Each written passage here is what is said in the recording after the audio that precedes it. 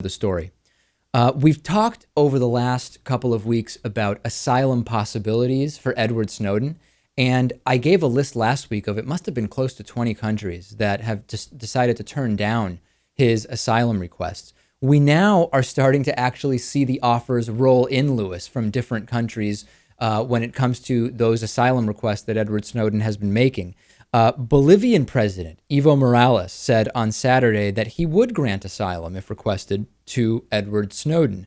Venezuela's Nicolas Maduro and Nicaragua's Daniel Ortega also said they would help Edward Snowden. He is still believed to be in Moscow's international airport in that kind of in-transit, I'm not in any country type of limbo.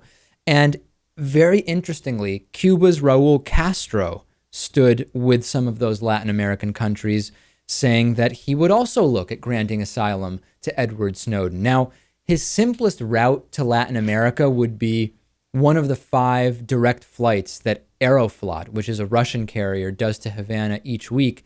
The problem there is that those flights actually would go over U.S. airspace, and they could actually risk being grounded, Lewis. So what has your opinion evolved at all about where Edward Snowden is going to end up? And do you even believe that this is really the main story at this point? Should we really be focusing on where will Snowden end up? Or are there other bigger stories behind the NSA story?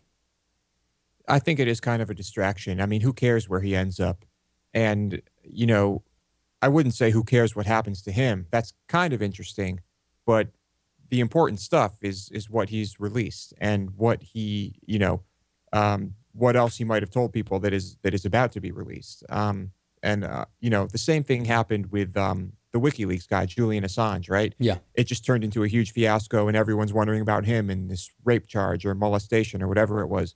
And I just don't think that's important at all. I assume he'll probably end up in South or Central America.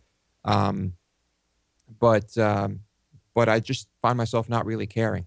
I do find it somewhat interesting. If he does end up in Cuba, for example, or Venezuela, those are countries that don't have particularly good records on civil liberties. And I know we've kind of touched on this before, but the idea that because of lack of privacy and his other concerns as the claimed impetus for these NSA releases that he did, I would find it interesting if there is an internal conflict there and him ending up in a country like Cuba, which was supposed to call elections 60 years ago, closer to 70 years ago, 60, 70 years ago, still hasn't. And Venezuela, which has almost no press freedom whatsoever and has its own share of civil liberties and freedoms problems. Do you see an inherent conflict there, or is it just at this point he has to get to wherever he can get, given the risks he takes if he comes to the U.S.? That's it. He's just got to go wherever he's going to be safe and wherever he will be harbored, I guess you could say. I mean, the shocking thing about this is that he's been eating airport food for how long now? Yeah, that absolutely cannot be good.